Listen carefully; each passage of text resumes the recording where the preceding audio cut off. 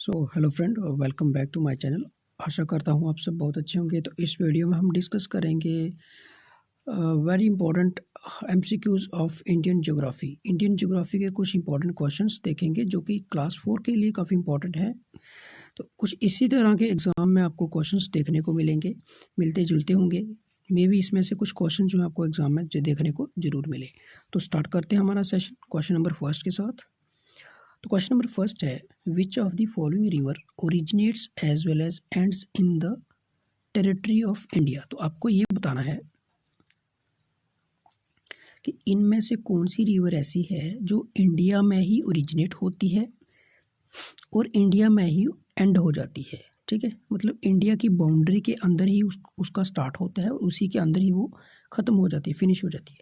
तो ये बताना है आपको।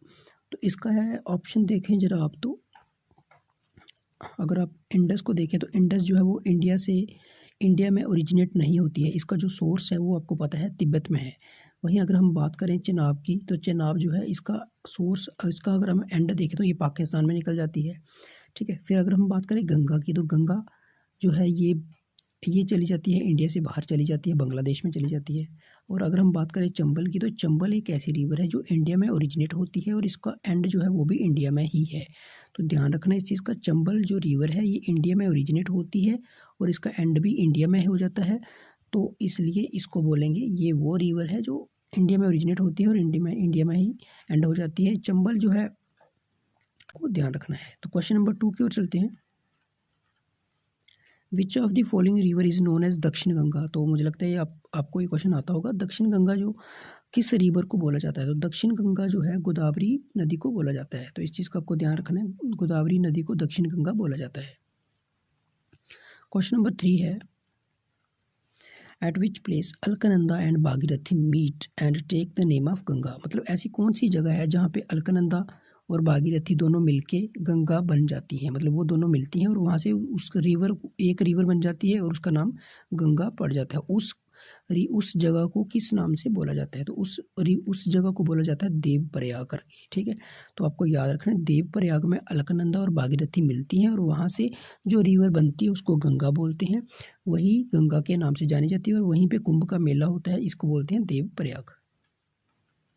तो नेक्स्ट क्वेश्चन है क्वेश्चन नंबर 4,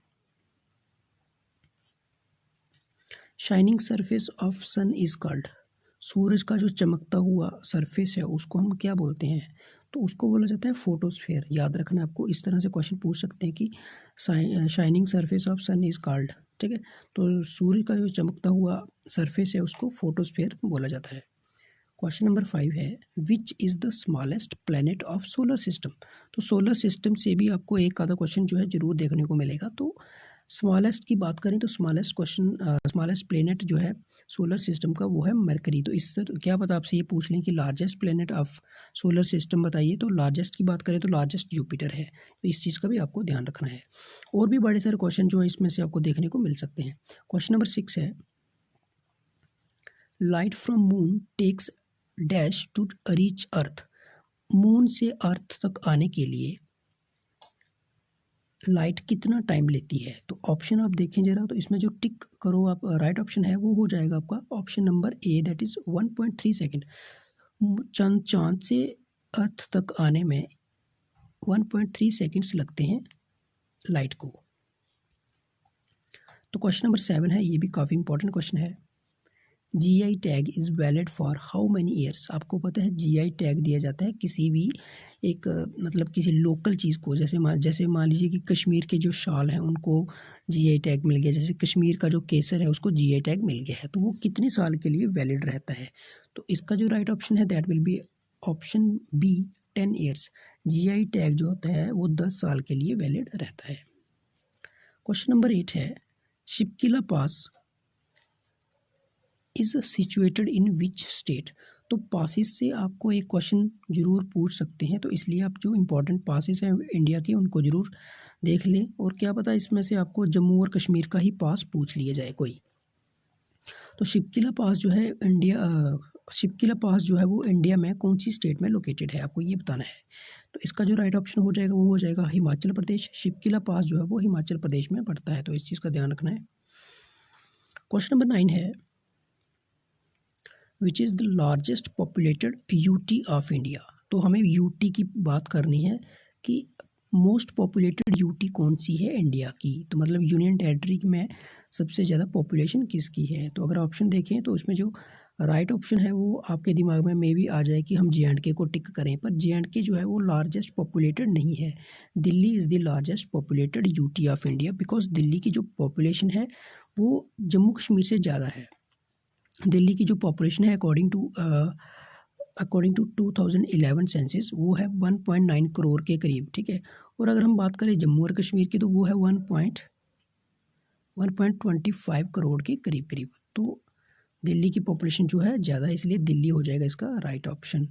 तो 10th क्वेश्चन है Lakshadweep is a group of dash coral islands. तो लक्षद्वीप में कितने आइलैंड्स हैं जो हैं वो टोटल आइलैंड की गिनती बतानी है कि लक्षद्वीप में कितने टोटल आइलैंड्स हैं। तो वो हो जाएगा option number B, that is 36। तो अगर आपसे पूछते हैं कि लक्षद्वीप में कितने ग्रुप ऑफ आइलैंड्स हैं वो 36 हैं। अगर आपसे पूछते हैं कि अंडमान में कितने हैं तो वो हो जाएगा आपका 324। ये भी आपको ध्यान रखना है। तो क्वेश्चन नंबर 11 जो है एग्रीकल्चर से है। Slash and burn method of farming is famous for. तो स्लैश एंड बर्न मेथड जो है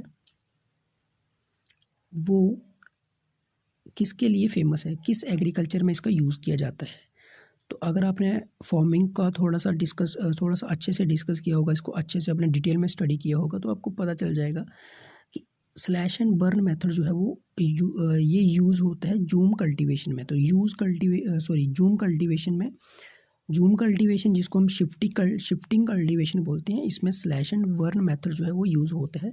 तो ये इसी के लिए फेमस है। तो इस चीज़ का ध्यान रखना है आपको ऐसे भी पूछ सकते हैं कि jhum cultivation is known as which cultivation, ठीक है, जो मतलब अदर नेम ऑफ उसका दूसरा नेम पूछ सकते हैं जो कुछ इस तरह से। तो शिफ्टिंग कल्टीवेशन का दूसरा नाम जूम कल्टीवेशन है, ये भी आपको ध्यान रखना है।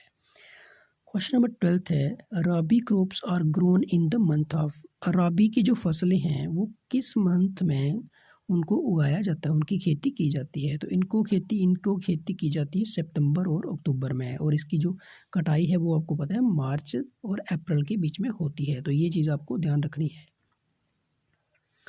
क्वेश्चन नंबर 13 है during which 5 year plan government introduced green revolution in India. तो ग्रीन रेवोल्यूशन भारत में किस 5 ईयर प्लान के दौरान इंट्रोड्यूस कराया गया था। तो इसका जो राइट ऑप्शन है that is option B, 4th। तो 4th 5 ईयर प्लान के दौरान ही ग्रीन रेवोल्यूशन जो था इंदिरा गांधी द्वारा भारत में इसको इंट्रोड्यूस कराया गया था, ठीक है। तो इसको मतलब एग्रीकल्चर के फील्ड में इंट्रोड्यूस किया गया था। इससे हमारी जो एग्रीकल्चर है वो काफ़ी ज़्यादा मतलब उसमें इंक्रीज़ हुआ था। Who is known as the father of green revolution. तो ग्रीन रेवोल्यूशन का जो फादर है भारत में किसको बोला जाता है। तो इस चीज़ का ध्यान रखना है कि इंडिया में पूछा है, ना कि वर्ल्ड में। अगर ऐसे पूछ देगा कि who is the father of green revolution तब इसका आंसर अलग हो जाएगा। अगर ऐसे पूछेगा who is the father of green revolution in India तब इसका आंसर डिफरेंट हो जाएगा। तो इसका राइट ऑप्शन हो जाएगा MS स्वामीनाथन। तो ठीक है, MS स्वामीनाथन इसका राइट ऑप्शन हो जाएगा अगर बात करेंगे इंडिया की।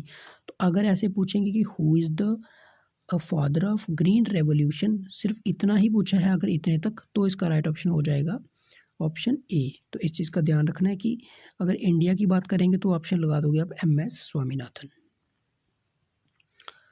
क्वेश्चन नंबर 15 है which state covers maximum area under forest. तो मैक्सिमम एरिया अंडर फॉरेस्ट किस स्टेट में आता है। तो इसका जो राइट ऑप्शन है दैट इज़ मध्य प्रदेश। मध्य प्रदेश जो है इसमें इसका जो मैक्सिमम एरिया है मतलब फॉरेस्ट कवर जो है अगर आपको किसी स्टेट में मैक्सिमम मिलेगा तो वो मिलेगा आपको मध्य प्रदेश में। 16th क्वेश्चन है highway in India, smallest highway in India.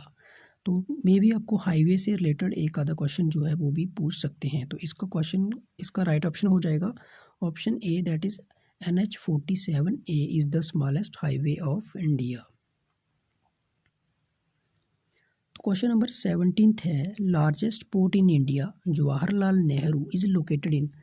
Jawaharlal Nehru जो कि भारत का सबसे बड़ा पोर्ट है वो कहाँ पे है, ठीक है। तो आपको बताना है वो है मुंबई में। तो ये मुंबई में है जवाहरलाल नेहरू पोर्ट जो है, लार्जेस्ट पोर्ट है इंडिया का, ये कहाँ पे है? मुंबई में। तो इस चीज़ को भी आपको याद रखना है।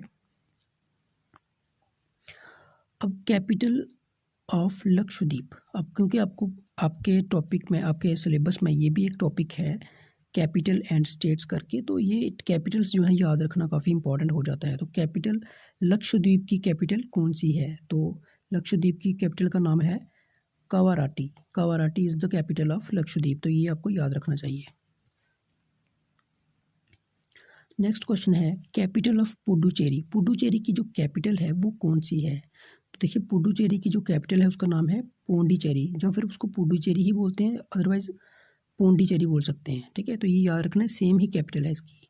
जैसे चंडीगढ़ की कैपिटल क्या है? चंडीगढ़ ही है। कैपिटल ऑफ मेघालय, तो मेघालय की जो कैपिटल है वो क्या है? तो नॉर्थ ईस्ट की आपको याद रखना है कि नॉर्थ ईस्ट की जितनी भी 6 सिस्टर स्टेट्स हैं उन सभी की जो कैपिटल है उनको अच्छे से याद कर लीजिए। नॉर्थ ईस्ट की काफ़ी इंपॉर्टेंट है और वहीं से ही क्वेश्चन में आपको देखने को मिलेगी। तो कैपिटल ऑफ मेघालय कौन सी है? Shillong. Shillong is the capital of Meghalaya. ठीक है, तो नेक्स्ट क्वेश्चन है आपका कैपिटल ऑफ सिक्किम। सिक्किम की राजधानी कौन सी है? तो सिक्किम की राजधानी आ जाती है गंगटोक। तो Gangtok is the capital of Sikkim, इसको याद रखना है। Most populated state of India. Most populated state of India का मतलब कि कौन सी, भारत की कौन सी ऐसी स्टेट है जहाँ की पॉपुलेशन सबसे ज़्यादा है? तो देखिए, सबसे ज़्यादा अगर पॉपुलेशन की बात करें, यूपी है, जिसकी पॉपुलेशन आपको पता है लगभग 30 करोड़ के करीब है। ठीक है, 25-30 करोड़ के करीब है, एग्जैक्ट मुझे याद नहीं है। तो Hazaribagh national park is in. तो हज़ारीबाग नेशनल पार्क जो है वो कहाँ पे है? तो आपको इसका ऑप्शन बताना है। इसका हज़ारीबाग नेशनल पार्क जो है वो झारखंड में पड़ता है। तो नेशनल पार्क से भी आपको क्वेश्चन जो है एग्जाम में देखने को मिल सकते हैं। तो नेक्स्ट क्वेश्चन है 23, Periyar national park is in. तो पेरियार नेशनल पार्क जो है वो केरल में है, इस चीज़ को भी याद रखना है। नेक्स्ट क्वेश्चन है गाना वर्ड सेंचुरी इज़ इन। तो गाना वर्ड सेंचुरी जो है, वर्ड सेंचुरी है, याद रखना है, वर्ड सेंचुरी है, ये कहाँ पे है? ये राजस्थान में है। ठीक है, राजस्थान में पड़ती है गाना वर्ड सेंचुरी। तो नेक्स्ट क्वेश्चन है काकरापारा प्रोजेक्ट इज़ लोकेटेड इन। ये काफ़ी इंपॉर्टेंट है क्योंकि अभी ये रिसेंटली न्यूज़ में था, तो मे बी इसके ऊपर क्वेश्चन आपको पूछ सकते हैं। काकरापारा प्रोजेक्ट जो है ये कहाँ पे है? तो ये है गुजरात में है। ठीक है, इसका याद रखना है। तो काकरापारा प्रोजेक्ट जो कहाँ पे है, कौन सी स्टेट में है? ये गुजरात में है। नेक्स्ट क्वेश्चन है India Gate is located in. India Gate जो है वो कहाँ पे है? तो मैं चाहता हूँ कि इस क्वेश्चन का आंसर जो है आप कमेंट सेक्शन में लिखें। राइट ऑप्शन जो है वो मैं बाद में डाल दूंगा, लेकिन इसका जो ऑप्शन है आप अपने हिसाब से, जो अभी आपको इन्फॉर्मेशन है, जो भी आपके पास नॉलेज है, उसके हिसाब से आप इसको कमेंट सेक्शन में ज़रूर लिखें। और अगर नहीं पता है तो आप इसको गूगल से सर्च कर सकते हैं। क्वेश्चन नंबर 26 है, जो कि लास्ट क्वेश्चन है सेशन का। Area in the desert where water is available is called. Desert में वो एरिया जहाँ पानी मौजूद हो, ठीक है, उस एरिया को क्या बोला जाता है? रेगिस्तान का वो हिस्सा, वो एरिया जहाँ पानी हो, उसको क्या बोला जाता है? काफ़ी इंपॉर्टेंट क्वेश्चन है ये। तो इसको बोला जाता है option C, that is oasis. तो ओसिस एक ऐसी जगह होती है, oasis is the area in the desert where water is available. ठीक है, तो इस चीज़ को भी आपको याद रखना है। इस तरह की कुछ टर्म्स हैं, स्पेसिफिक टर्म्स हैं, पूछते तो बहुत कम है, पर मैं भी पूछ लें। तो this is the end of this session, और आशा करता हूँ आपको हमारा सेशन जो है पसंद आया होगा। वीडियो को लाइक करें, शेयर करें, और आप हमें टेलीग्राम पे फॉलो कर सकते हैं, searching study for JKSSB। Thanks.